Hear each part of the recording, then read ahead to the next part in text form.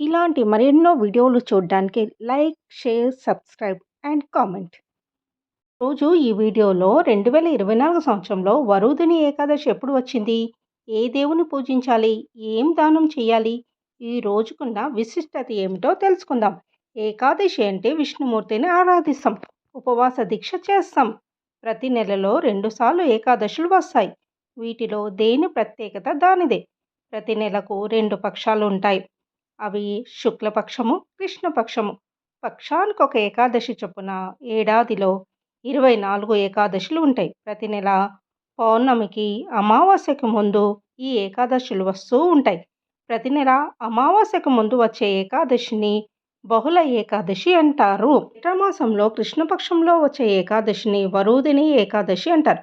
2024లో వరుదిని ఏకాదశి మే 4 అంటే శనివారం వస్తుంది. ఏకాదశి తిథి మే 3 నాడు శుక్రవారం రాత్రి 11:24 నుండి 4వ తేదీ రాత్రి 8:28 వరకు ఉన్నది. మే 4వ తేదీ రోజున వరుదిని ఏకాదశిని జరుపుకోవాలి. శనివారం మొత్తం ఏకాదశి తిథి ఉంది. అందుకే వరుదిని ఏకాదశిని మే 4న శనివారం జరుపుకుంటాం. ఏకాదశి రోజు ఉపవాసం పాటించి మే 5 ఆదివారం ద్వాదశి గడియలు పూర్తవ్వక ముందే పూజ పూర్తి చేసి భోజనం చేయాలి. ఈరోజు విష్ణుమూర్తితో పాటు లక్ష్మీదేవిని, తులసిని కూడా పూజించాలి. పురాణాల ప్రకారము పరమశివుడు బ్రహ్మ 5వ తలను తొలగించినప్పుడు శాపానికి గురవుతాడు. అప్పుడు శివుడు ఈ శాపం నుండి విముక్తి పొందేందుకు వరుదిని ఏకాదశి నాడు ఉపవాస వ్రతం చేపట్టాడు. అలా శివుడు ఉపవాసం ఆచరించడం వల్ల శాప పాపాల నుండి విముక్తి పొందినట్టు పురాణాలు చెప్తున్నాయి. అంతేకాదు మత విశ్వాసాల ప్రకారం వరుదిని ఏకాదశి రోజు ఉపవాసం ఉంటే అనేక సంవత్సరాలు తపస్సు చేసిన దానితో సమానమని భావిస్తారు. ఈరోజు తులసిని కూడా ఆరాధిస్తారు. ఎట్టి పరిస్థితిలో ఈరోజు తులసి ఆకులు తెంపకూడదు. తులసి చెట్టు ముందు నెయ్యితో దీపం పెట్టాలి. తులసి మొక్క వేరులోని మట్టి తడిని కొద్దిగా తీసుకొని నుడిపై బొట్టుగా రాసుకుంటే లక్ష్మీదేవి ఆశీస్సులు లభిస్తాయి.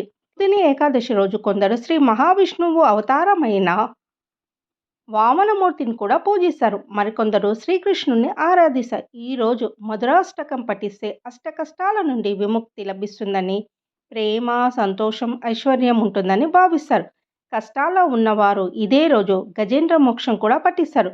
భక్తి, ముక్తి కోసం విష్ణు సహస్రనామం పఠిస్తారు లేదా వింటారు. పాపాలకు ప్రాయశ్చిత్తంగా భగవద్గీతలోని 11వ అధ్యాయాన్ని పఠిస్తారు. ఈరోజు ఉదయాన్నే నిద్ర లేచి పవిత్రమైన నదీ స్నానం చేయాలి. తర్వాత శ్రీ మహావిష్ణువుకు అభిషేకం చేసి పాలు, తులసిని సమర్పించాలి. అలాగే వరుదిని ఏకాదశి రోజు జంతువులు, పక్షులకు నీరు, ఆహారం అందచేయడం మంచి ఫలితాలను కలుగజేస్తుంది. మీ శక్తి మేరకు ఆహారం, బట్టలు దానం చేయాలి. ఈ పవిత్రమైన రోజు పండ్లు దానం చేయడం వల్ల 10,000 సంవత్సరాల పాటు తపస్సు చేసిన ఫలితము లభిస్తుంది. పూజా సమయంలో విష్ణుమూర్తికి బంతిపూలు సమర్పించాలి. వరుదిని ఏకాదశి వ్రతం ఆచరించడం వల్ల పాపాలు నశించి మోక్షం సిద్ధిస్తుందని భక్తుల విశ్వాసం. ఈ ఏకాదశి వ్రతాన్ని ఆచరించడం వల్ల స్త్రీలు మాంగళ్య బలాన్ని పొందుతారు. పురుషులు గౌరవం, సిరి సంపదలు పొందుతారు. 1000 ఏండ్లు తపస్సు చేసే ఎంత ఫలితమో వరుదిని ఏకాదశి వ్రతాన్ని ఆచరిస్తే అంతే పుణ్యమని భవిష్య పురాణంలో ఉంది.